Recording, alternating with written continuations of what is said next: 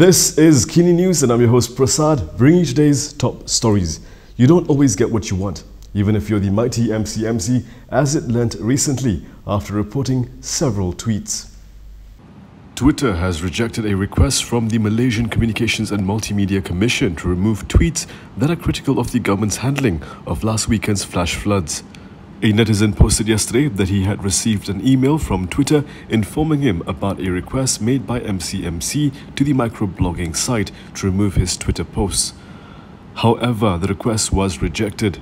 Based on the email, the contents that the MCMC wants to remove include a tweet where the netizen criticized a flood fundraising event that involved Women, Family and Community Development Minister Rina Harun. The other content that MCMC took issue with was a tweet that criticized Entrepreneur Development and Cooperatives Minister Noor Omar over the latest statement regarding the eligibility of flood victims to claim government aid.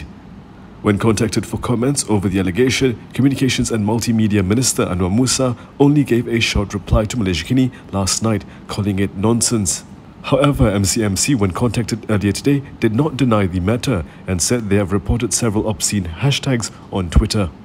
Remember the telephone recording allegedly between Rosmah and Najib, which contained the memorable question, "Can I advise you on something?" According to the former Prime Minister's wife, it's utter rubbish. Rosmah Mansor told the Kuala Lumpur High Court today that the contents of an audio recording allegedly of her and her husband Najib Abdul Razak is not true and was utter rubbish.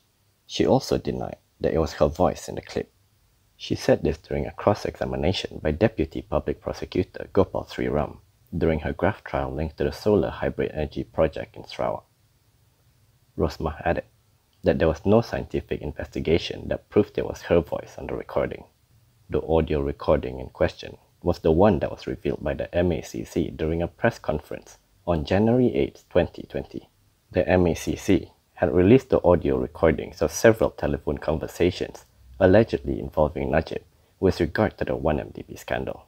One of them was a recording of a conversation said to be between Najib and his wife, where she was alleged to have said, "Can I advise you on something?" The prosecution had previously succeeded in getting the audio recording to be admitted as evidence for her solar corruption trial.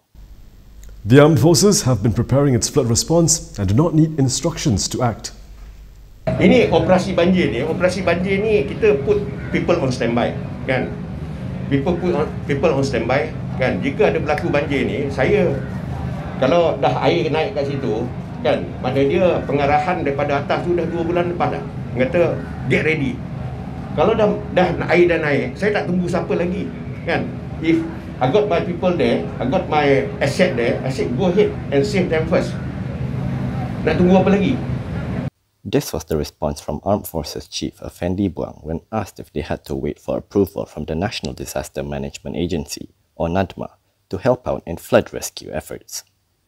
Previously, there had been several media reports which cited sources as saying that the armed forces wanted to act earlier in Selangor when floods hit over the weekend but were blocked by NADMA.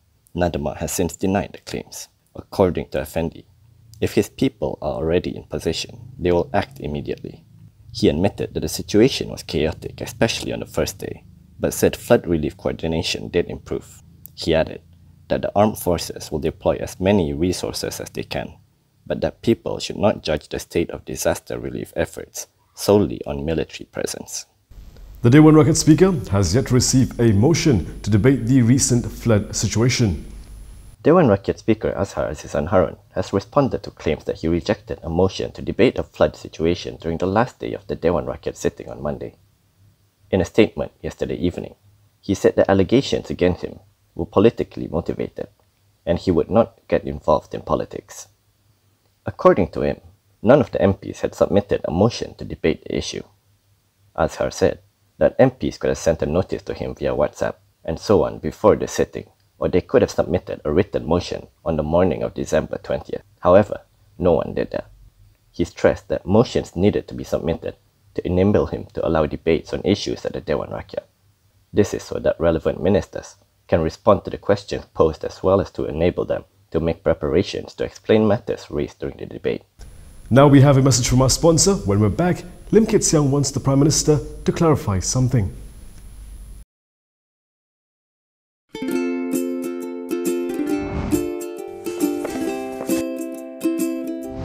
shellfish, red meat, and beer. If you love indulging in these foods, you may end up with high uric acid level in your blood.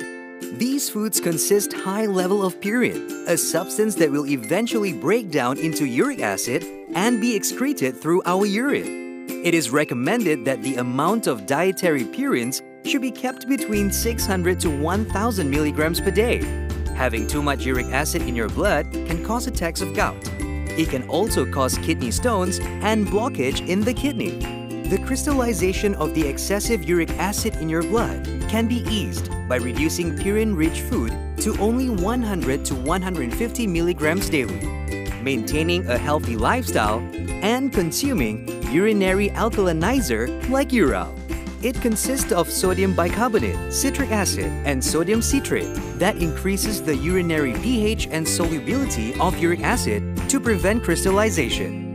Best of all, it's lemon-flavored and sugar-free. Ural, effective urinary alkalinizer. Neutralize your uric acid problem now.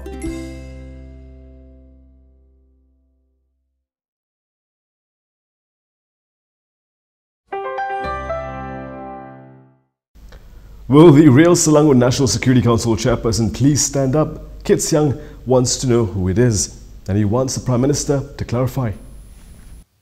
Iskandar Puteri MP Lim Kit Siang has called on Prime Minister Ismail Sabri Yaakob to clarify who is the Selangor National Security Council chairperson. This came after Entrepreneur Development and Cooperative Minister Noor Omar said that he is still the Selangor NSC chief.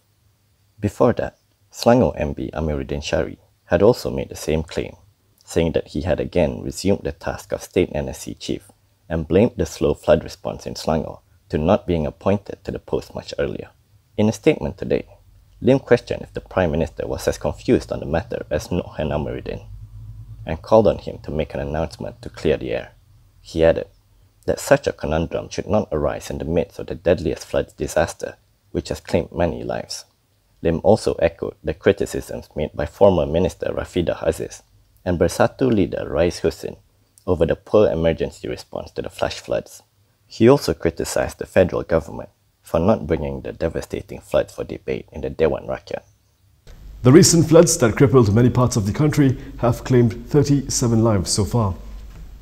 The massive floods that hit the country on Saturday have claimed 37 lives. This is according to Inspector General of Police Akril Sani Abdullah Sani. Semalam kita rekodkan ada 5 kematian, iaitu 4 orang dewasa dan 1 kanak-kanak, dan 2 mangsa masih lagi hilang semalam saja, untuk 24 jam semalam. Jadi secara kolektifnya seluruh negara, bencana banjir kali ini telah mengakibatkan kematian seramai 37 orang mangsa dan yang masih hilang seramai 10 orang lagi. He said police are still waiting for the post-mortem on the cause of deaths on fatalities reported in flood-affected areas, and added that there were 68,341 flood victims from 18,080 families at 396 relief centers in 7 states, with Pahang being the most affected state at this time. Apart from Pahang, the 6 other states are Perak, Selangor, Kuala Lumpur, Melaka, Kelantan and Negeri Sembilan. And that is all from me today. For more stories, you can go to KiniTV.com. You can also follow us on Instagram, Twitter, YouTube and Facebook for the latest news updates. If you'd like to support independent media, do consider subscribing to MalaysiaKini.com. Everyone wants to see these scenes bigger. That's why we've got bigger TVs, for everyone to enjoy them bigger. Watch colors come to life on a large screen. LG NanoCell.